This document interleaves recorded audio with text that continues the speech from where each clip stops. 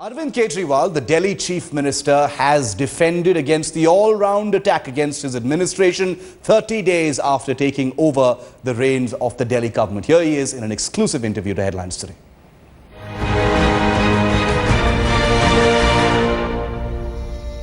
अरविंद केजरीवाल जी, बहुत बहुत स्वागत है।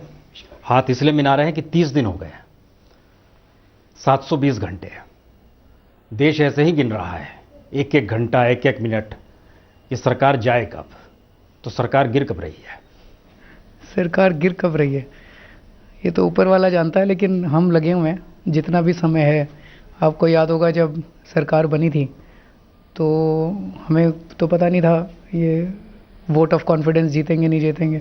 तब मैं कह रहा था, मेरे को बुखार था कि 48 घंटे हैं मेरे पास, इन 48 घंटों में जितना कर सकते हैं कर लेते हैं। तो बिजली के दाम कम करा दिए, पानी के दाम कम करा दिए 48 घंटों के अंदर। अब जितना हम तो लगे हुए हैं नेक्स्ट स्पीड पे कि रात दिन काम कर रहे हैं और तुरंत हमें जन लोकपाल और स्वराज का कानून पास करना है, जो जितना भी समय मिले। जिस संविधान की शपथ लेकर आप आते हैं, उस संविधान को आप सड़क से खारिज कर देते हैं। संविधान को खारिज नहीं किया, संविधान को बिल्कुल, संविधान की बहुत इज्जत करते हैं हम। 26 जनवरी 1950 को बाबा साहब अम्बेडकर और हमारे स्वतंत्रता सेनानियों ने इस देश को सबसे खूबसूरत संविधान दिया था। उस संविधान की आत्मा फंडामेंटल राइट्स है। वो कहते हैं राइट टू इक्वालिटी होगी कानून के सामने। आज है हमारे देश में राइट टू इक्वालिटी? कोई बराबर है? नेता और आम आदमी को कानून बराबर समझता है? अमीर पैसे वाले को और गरीब आदमी को कानून बराबर समझता है? अगर आपके पास पैसा है तो आप 2 लाख रुपए का वकील करते हो, और अगर गरीब आदमी हो तो सुप्रीम कोर्ट की शक्ल नहीं देख सकते। दूसरा कानून है राइट टू लाइफ। दिल्ली में 1600 रेप हुए पिछले साल, उसके पिछले साल से दुगने हुए। कहाँ है राइट टू लाइफ? 1600 उन लड़कियों का क्या हुआ जिनके रेप हुए? और उनको छोड़ दो, अगर आज किसी महिला से पूछ लो, मैं तो दिल्ली में कैंपेनिंग के दौरान बहुत घूमा था, किसी महिला से पूछ लो, कोई अपने आप को सुरक्षित महसूस नहीं कर, डर डर के जी रहे हैं। एक बेटी सवेरे घर से बाहर निकलती है तो माँ बाप का दिल धक धक करता है, वापस आएगी कि नहीं आएगी। ये कौन सी राइट टू लाइफ है? लड़की को जिंदा जला दिया गया, ये कौन सी राइट टू लाइफ है? तो फंडामेंटल राइट्स बनाए गए थे।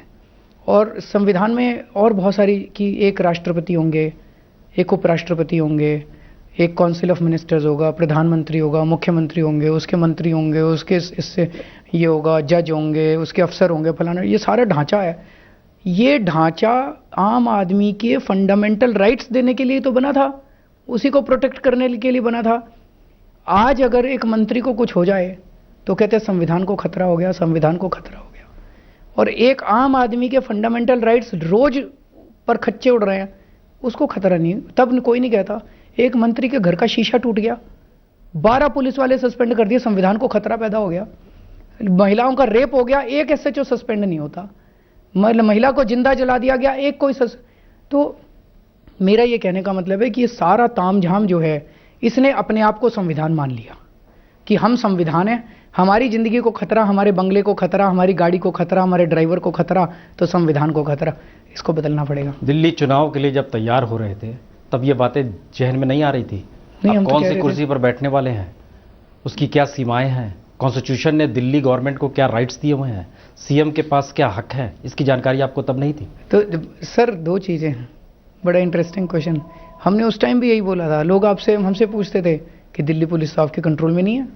मैंने कहा जी हम तो मानते हैं दिल्ली पुलिस हमारे कंट्रोल में नहीं है, लेकिन दिल्ली पुलिस को ठीक कर लेंगे जनता से मिल के। जनता ठीक करेगी दिल्ली पुलिस को। जनता सारी बेबस है क्या? हमारा मकसद चुनाव लड़ना नहीं है, हमारा मकसद चुनाव लड़के सत्ता हासिल करना नहीं है। हमारा मकसद है देश की जनता को खड़ा करना, देश की जनता को तैयार करना। देश की जनता में गुस्सा भरा पड़ा है, देश की जनता बहुत दुखी हो चुकी है। बस ज़रूरत थी इनको सबको संगठित करने की, वो धीरे धीरे संगठित होती जा रही है। आज देश की जनता, दिल्ली की जनता ने कम से कम एक वो आज़ादी की सुगंध ले ली है।